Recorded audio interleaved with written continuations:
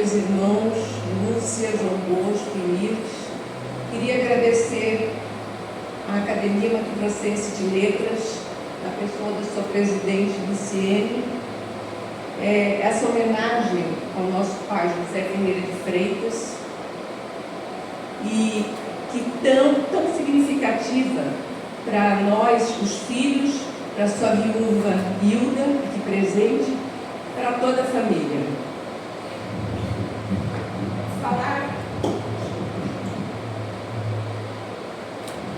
Falar do meu pai nos dá muita alegria, porque é uma forma de trazê-lo aqui para perto e senti-lo presente, amenizando as saudades que são imensas.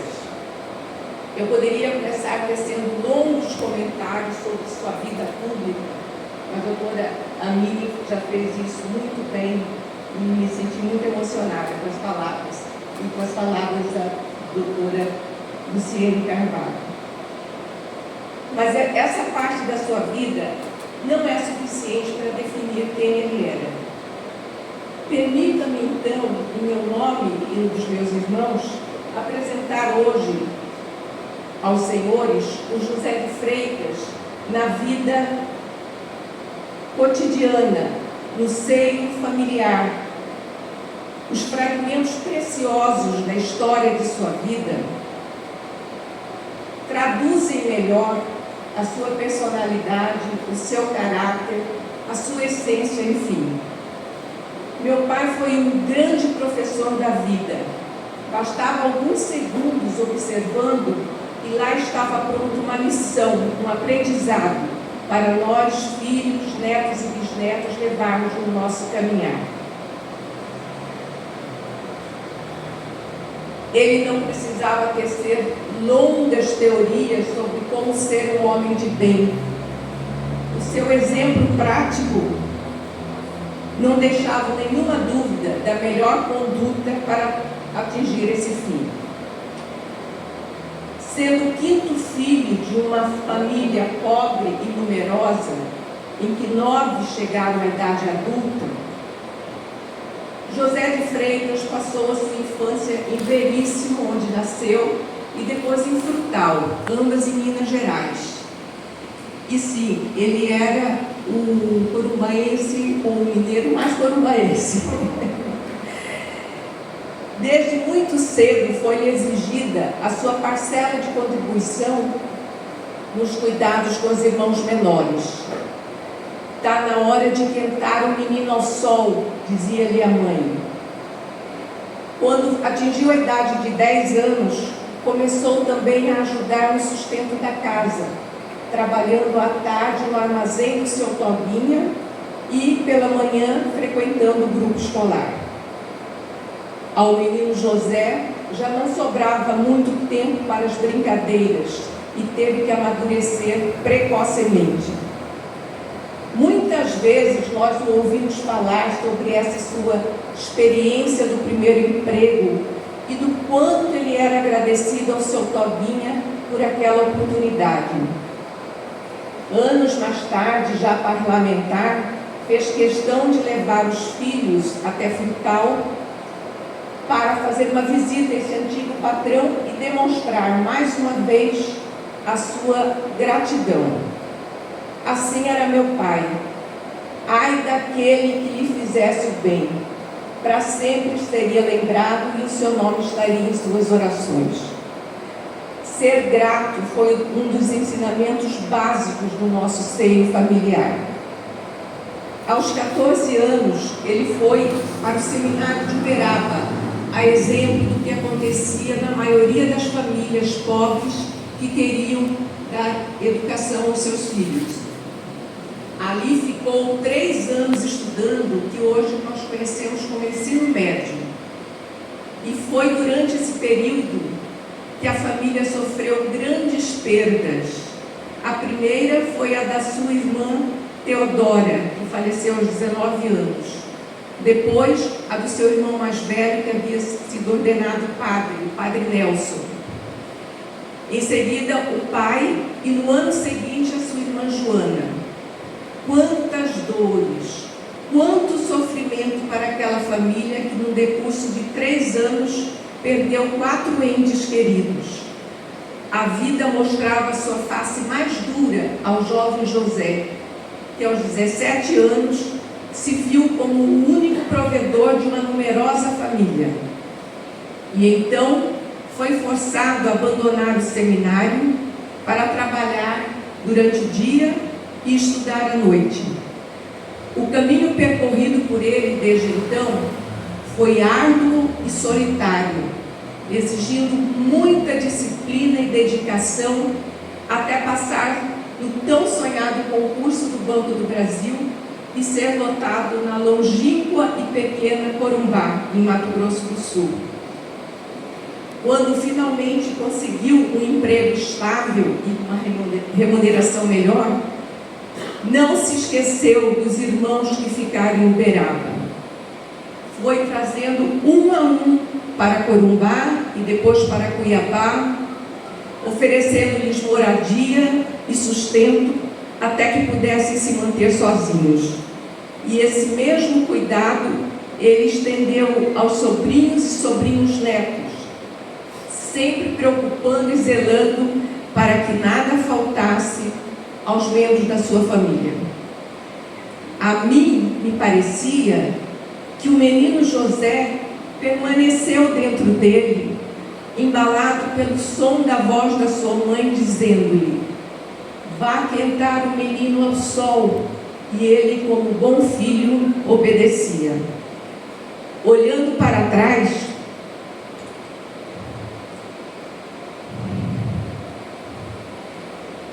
valorizo ainda mais aquele homem cansado que chegava em casa à noite, no terceiro expediente, e encontrava 4 filhos sedentos de sua atenção. O amor ao trabalho, o senso de responsabilidade, a dedicação à família foram legados que recebemos dele. Era extremamente dedicado em tudo o que fazia e exigia o mesmo daquelas pessoas que com ele trabalhavam. Meu pai gostava de fotografias e com a máquina Flexarete captava momentos da infância dos filhos e fazia questão dele mesmo revelar as fotos. Mas a sua criatividade não parava aí. Com uma técnica que eu desconheço, ele conseguia colorir as imagens, porque as fotos preto e branca já não lhe bastavam. Então, meu pai era também um inovador. Um outro traço marcante da sua personalidade era a simplicidade. Ele era avesso ao luxo e às sofisticações.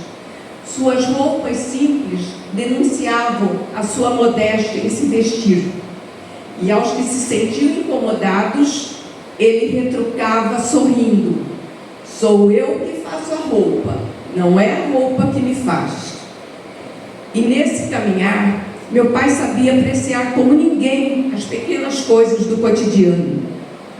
Em nossas férias escolares, não hesitava em enfrentar 1.500 quilômetros de estrada de terra ao lado da minha mãe Maria Bárbara e dos 4 filhos a bordo da sua Rural Willys.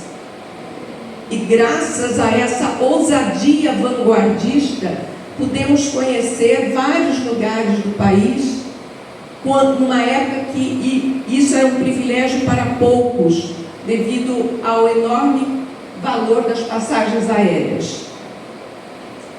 E que prazer ele sentia em nos conduzir estrada fora, dirigindo incansavelmente 10 horas por dia, numa estrada em meio a poeira, calor e outras dificuldades. De vez em quando, uma paradinha à sombra de uma árvore para saborear um abacaxi vendido à beira da estrada. Está muito doce, muito bom, ouvia-o dizer. E aquele momento para seus filhos, pequenos aprendizes, representava uma lição profunda do sentido da vida. A felicidade está nas pequenas coisas mais simples e ao nosso alcance. Vale lembrar que na década de 70, as estradas que ligavam Mato Grosso ao resto do país eram repletas de poeiras, buracos, atoleiros e trepidações. Sem os recursos tecnológicos de hoje, era comum os motoristas trocarem experiência no posto de gasolina quando paravam para abastecer. E eu, admirada, ouvia-o responder a quem lhe indagava sobre o trajeto recém-percorrido. Estrada boa, uma beleza. A sua resposta era uma lição de otimismo e de postura positiva diante das dificuldades da vida, que faziam calar qualquer esboço de reclamação do desconforto da nossa parte e se tornando num grande aprendizado. Para ele, chegar ao destino final, sem nenhuma intercorrência grave, era suficiente para fazer esquecer das dificuldades enfrentadas no caminho. E os ensinamentos eram diários. Numa dessas longas viagens, recordo-me de termos dormido num hotel à beira da estrada, em Jataí, Goiás. No dia seguinte, levantamos cedo para continuar a jornada, e entre o hotel e o pátio onde o carro estava estacionado, meu pai viu uma cédula de dinheiro num valor que hoje equivaleria a R$100. Meu pai então se agachou, pegou aquela nota, olhou em volta para ver se via o possível titular que a havia perdido, mas não havia ninguém. Então, sob o olhar admirado de seus filhos, caminhou até um quiosque que vendia café e entregou a nota ao atendente, dizendo: se você vir alguém procurando essa nota perdida, faça o favor de entregar a ela. Tenho as minhas dúvidas se essa nota voltou ao seu antigo dono, mas na verdade isso não importa. O que ficou para nós foi um grande legado. Naquele momento, assistimos emocionados um exemplo prático do que significa ser honesto. José de Freitas foi pai e avô amoroso e participativo. Fazia questão de estar presente em todos os momentos importantes da família. E assim foi na formatura do curso superior da minha filha. Durante o evento, lembro-me que uma das formandas começou a ler um texto em homenagem ao pai dela, que havia recentemente falecido. Mas a sua fala foi interrompida por muitas lágrimas, fortes emoções e um choro compulsivo. Então, um grande silêncio se fez na plateia e todos aguardavam a continuação da homenagem. Momento constrangedor se seguiu. Ouviu-se então, de repente, vindo da plateia, palmas espaçadas e solitárias, interrompendo o silêncio. Percebi com surpresa que essas palmas partiam do meu pai, logo acompanhadas por todos os participantes, resultando num longo e sonoro aplauso. Essa intervenção criativa do meu pai permitiu que a oradora recuperasse, o constrangimento se dissipasse e a homenagem fosse retomada. Quanto orgulho senti daquele homem pela sua sensibilidade, pela sua empatia e a sua capacidade de tornar as coisas mais fáceis para todos. A família sempre teve uma grande importância na vida dele, e esta casa era uma extensão dela, onde ele teve a honra de ser o segundo ocupante da 32ª cadeira durante 50 anos. Mais do que abrigar imortais, é um local em que ele se sentia acolhido e engrandecido na convivência com os colegas acadêmicos. Lembro-me o quanto ele valorizou o convite feito em 2021 pela presidente da academia à época, Sueli Batista, para depositar as suas mensagens e lembranças na cápsula do tempo. Daqui a 100 anos, alguém vai saber que um certo José de Freitas esteve por aqui, plantou árvores, escreveu livros, teve filhos, deixou marcas. Há uma cadeira vazia, um silêncio como resposta, um abraço no vazio, um Deus a acompanhe não pronunciado. Em tudo, uma saudade imensa. Hoje você é imortal, Pai, não só nesta casa, mas também em nossos corações. Esse é o meu Pai, José Ferreira de Freitas, imperfeitamente perfeito para nós. Seus legados são verdadeiros tesouros que ficarão como herança para seus filhos, netos e bisnetos. Um homem simples, honesto, generoso, amoroso, grato à vida e temente a Deus. Neste momento, não poderia deixar de enaltecer as figuras das companheiras de vida de José de Freitas.